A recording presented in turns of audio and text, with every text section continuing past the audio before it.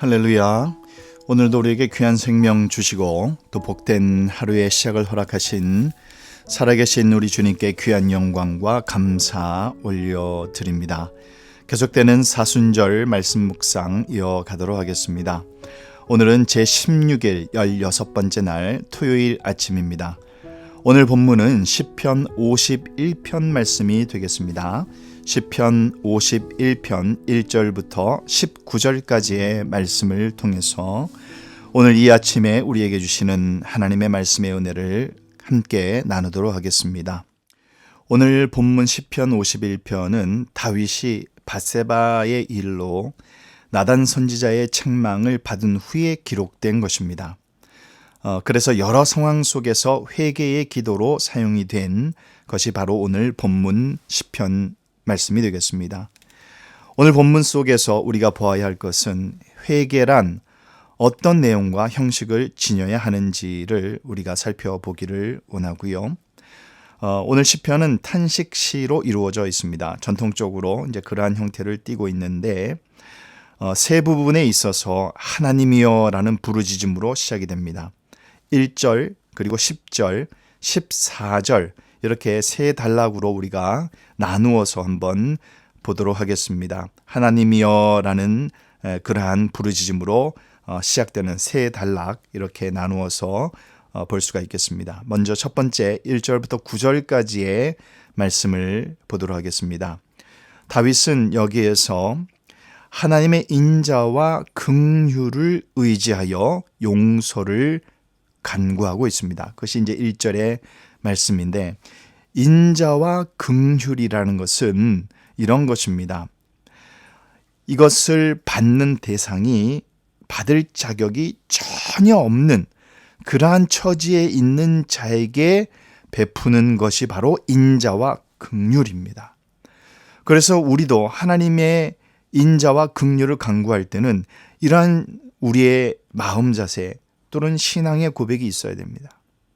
우리는 받을 자격이 전혀 없는 아무것도 없는 죄인임에도 불구하고 주님 우리에게 인자와 긍휼을 베풀어 주옵소서 라는 것이 바로 인자와 긍휼입니다.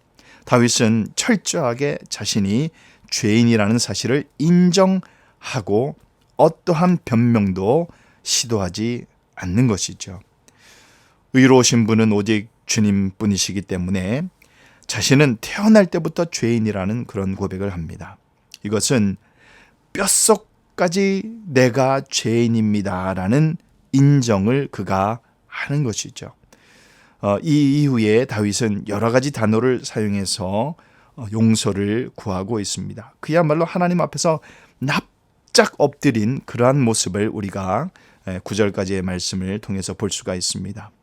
그래서 6절에 하나님이 보아주시기를 원하는 그러한 다윗의 중심의 진실함이 그런 그의 뉘우치는 마음이 나타나죠. 이렇게 회개라는 것은 자신이 용서받을 가치가 없는 죄인인 것을 인정을 하는 것, 그리고 하나님 이외에는 하나님의 용서 외에는 어떠한 희망도 없다라는 것을 고백하면서 철저하게 뉘우치는 것이 바로 회개의 시작이다라는 것을 우리가 기억해야 할 것입니다. 그러면 두 번째 단락 우리 10절부터 13절까지의 말씀을 살펴보면 다윗은 자신이 죄인인 것을 철저하게 고백한 이후에 자기 안에 깨끗한 마음을 창조하시고 정직한 영을 새롭게 해달라고 그렇게 10절에 기도하고 있습니다. 이 표현은 자신에게는 좋은 것이 전혀 없다라는 것을 의미하는 것입니다. 자기 안에는 선한 것이라는 것이 손톱만큼도 없다라는 것을 인정을 하고 오직 하나님으로부터 선한 것을 받지 않으면 안 된다라는 것을 고백하는 것입니다. 다윗은 이전에 다른 이들에게 주의 도를 가르쳤던 왕이죠. 하나님이 그 영을 허락해 주셔야지만 죄인들을 가르쳐서 주께 돌아올 수 있게 한다라고 13절에 고백하고 있습니다. 이와 같이 회개라는 것은 한 번만 용서해 주시면 제가 다음에 잘하겠습니다라가 아닙니다. 자신이 과거에 죄를 지었을 뿐만 아니라 현재도 선한 일을 행할 수 있는 능력이 없음을 인정하는 것이죠. 바른 회개의 두 번째 단계는 바로 모든 선한 것이 하나님으로부터 나온다라는 사실을 인정하고 간구하는 모습에서 나오는 것입니다. 마지막 세 번째 단락 14절부터 마지막 19절까지의 본문을 우리가 살펴보도록 하겠습니다.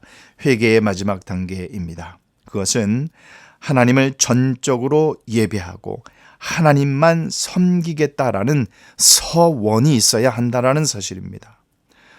여기서 다윗은 하나님이 원하시는 제사가 상하고 통회하는 마음이라고 17절에 그렇게 선언을 합니다. 상하고 통회하는 마음입니다.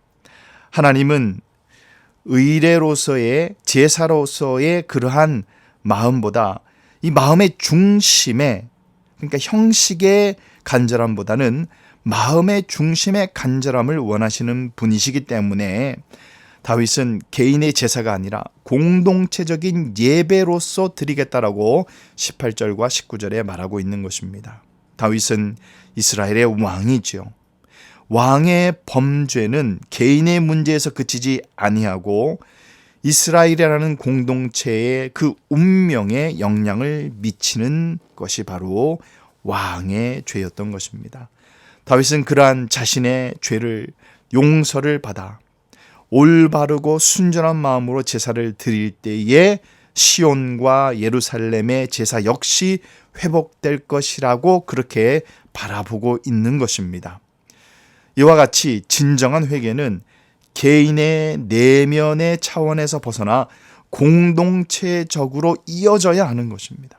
이것은 한 사람의 그 잘못은 한 사람만의 잘못이 아니라는 사실입니다. 그래서 우리는 어느 한 사람에게 손가락질 할 수 있는 그러한 고난이 없다라는 사실을 알아야 됩니다. 공동체 전체의 잘못이라는 것을 우리가 바라볼 수 있는 관점이 세워지기를 원합니다. 한 사람이 회개함으로 공동체가 회복되고 변화되는 현상, 그것이 바로 회개의 열매인 것입니다.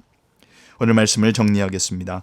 회개는 단순히 내가 지은 죄를 후회하는 것을 의미하지 않습니다. 내게 그 죄의 책임이 있음을 철저히 인정하되 내 안에는 그 어떤 것도 선한 것이 없기 때문에 오직 하나님의 도우심이 유일한 소망임을 고백하는 것이 회개입니다. 또한 회개는 내 마음 속에서만 이루어지는 것이 아니라 공동체적으로 공동체 안에서 그 열매를 맺게 되어 있다는 사실을 우리가 반드시 기억을 하고 우리 안에 어떤 죄가 있는지를 돌아보시고 나의 회개를 통해서 공동체가 회복되는 역사를 바라보는 그러한 귀한 믿음의 회복을 이루어 가시는 저와 여러분이 되시기를 원합니다. 오늘 하루 우리가 이 다윗의 시편을 깊이 묵상하면서 나 한 사람의 회개는 전 공동체적인 회개의 열매로 이어진다는 사실을 반드시 기억하시고 이 사순절 기간 동안 우리의 심령과 마음이 더욱더 하나님과 말씀 앞에 정직하게 세워지는 그러한 귀한 시간들로 채워지시기를 예수님의 이름으로 축원합니다.